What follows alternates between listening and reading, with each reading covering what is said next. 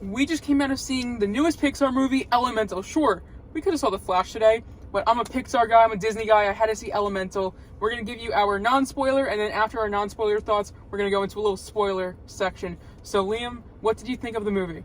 Given how, like, generic and boring the trailers were, this was actually not bad. It was pretty solid. Definitely like one of the better like directed Pixar movies. Like the animation and like the shots and everything, like were all pretty good, and it was pretty moving too. Like the story was very emotionally driven, which I think Pixar has been like hit or miss in that aspect, like with their recent movies, even though I did not see Turning Red, so I don't know how that was. But yeah, this one was not bad. It wasn't like amazing or anything, but like Soul was definitely like a step up from this, but it was still pretty good. So I was not expecting this movie to kind of represent different cultures. They kind of like every single element represents something, and I was not expecting that going in. And I kind of like how they use just, you know, everyday like things that we see in the environment or the air, and they kind of use that to represent us. And I was not expecting that. I thought the visuals were fantastic. There were some parts that I would want to just freeze the movie and like put that on my wall. It looked so cool, and I really did enjoy just the story of just the two of them falling in love. Now, there's multiple stories that kind of happen in the movie. I wish they just focused on the part, like the love part. That's not really giving anything away. If you watch the trailer, you already know that. But I would say I would give it like a 6.5 out of 10. It's nothing amazing. I do think I prefer Onward over this movie. It's been a while since I saw that one, but that's like the most recent Pixar movie in their like new era, like after Toy Story 4, after the sequel era. And I really did enjoy Onward. Lightyear, I'm still iffy on. Soul, didn't like Turning Red. This one I'd put like right in the middle, like maybe just below Onward or just below Lightyear. Yeah, I'd give it like a 7.5 out of 10. I think like I don't know, I'm just very surprised with how it turned out, because I mean the trailers just looked so like I enjoyed the trailers, but the trailers didn't show you what the movie was about. Yeah, it was just showing like, oh, there's different elements living in a city. Yeah, like if they didn't show like like you said, this is definitely like in a story about like immigration and like finding like your place with like your family and like settling down in a new area. Like the director of this was an immigrant, and he also voiced Socks, as you pointed out. And yeah, I think this movie will definitely resonate more with immigrants and not you know, people like us. I will say to the very end of the credits, there's not a post-credit scene, but there's a nice little thing that the director puts in that I thought was really sweet. Yeah. But that's our non-spoiler thoughts. I guess we're going to talk about some spoilers now, so if you've not seen the movie, click away or save it for later. Let's go and talk about spoilers. Alright, so the first thing, at the end, when Wade dies, I was genuinely shocked. I was genuinely shocked, and I thought that it made for a very strong emotional resolution. It was very bold. They bring him back with some jokes. But you know, I actually for a second thought that they were actually going to kill him off, because I was like, this could be like a Romeo and Juliet story. And also I was thinking, they killed off other characters in Pixar movies, like the Bing Bong. Oh my god. And I was like, this could be like Bing Bong, but on another level.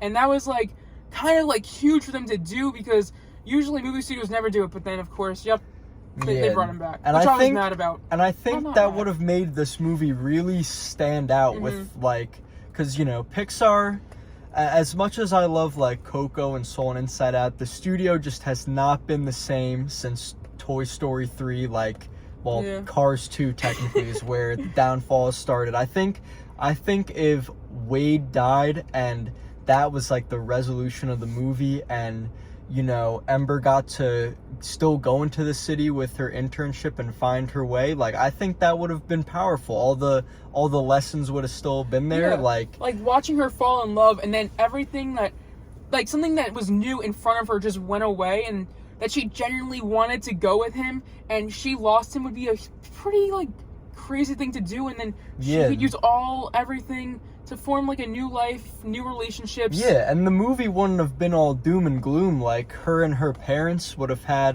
their like emotional send off would have still been very good. So Not gonna lie, I was expecting that dad to die within like the first 5 minutes that we saw him.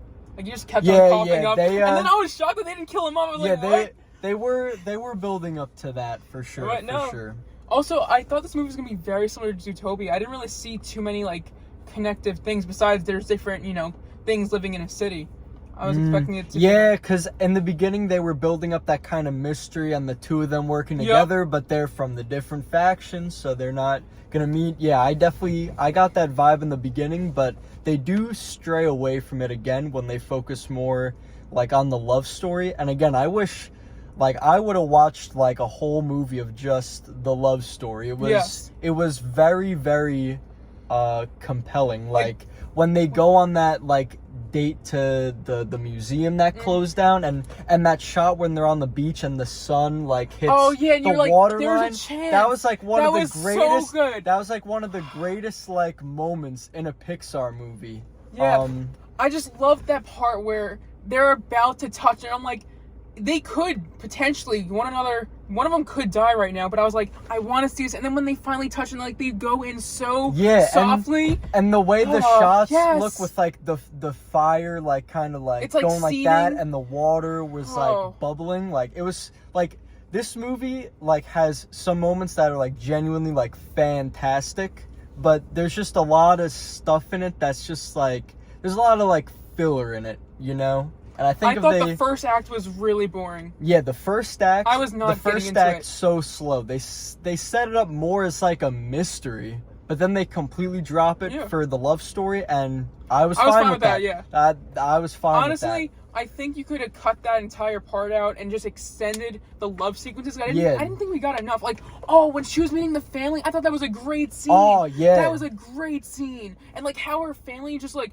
someone that's a different culture that is fire, they, like, just brought her in and showed her so much love, and that was a great thing to see. Yeah, like, there were some really fantastic moments in this movie, and like the emotional aspects, like they really, like there were multiple times in this movie where I felt myself starting to tear up, and that is not something I got out of Pixar for a long time. Like Lightyear was, I was stone cold watching that movie, but this one is not like that at all. It's genuinely Lightyear was also kind of boring for a Pixar movie. It tried to be something that it wasn't, where Pixar can tell a story that, of course, is kid-centric, but the adult will learn something too. And I really do think that as an adult watching this, you're going to get to know so much more than probably a kid would get.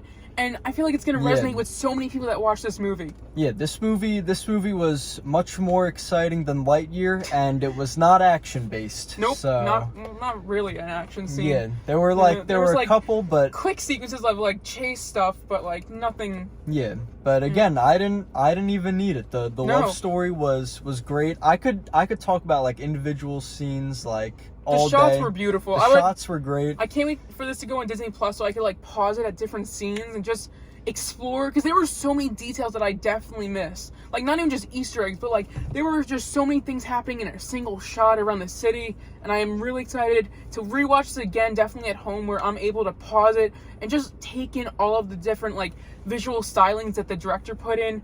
Any other thoughts though? No, not really. Talking about it in this segment and going over all the scenes, honestly, like, kind of made me like it more. Yeah, I'm me just too. Like, I'm telling you guys, when I saw the trailers for this, he did not want to see it at all. I was like, this is just gonna be so. I came today just like, I'll give it a chance, but there is a lot here to enjoy. Like, whether you're a Pixar fan or not, like, the animation's great. Like, there's so many good emotional moments. Like this movie was just like it was pretty solid. It was very emotional and entertaining, and I'm glad I saw it and gave it a chance. It was very good. I would highly suggest you guys go and check this out in theaters. I'm sure a lot of you guys are seeing Flash this week, but if you're a Pixar fan or any type of movie fan that wants to see something that's kind of unique on screen, like a story like this really isn't told too often, go and check out Elemental. Subscribe for more reactions. I'm sure I'm going to have a Flash reaction go out very soon in the next few days. But I'll see you guys in the next movie review. Bye.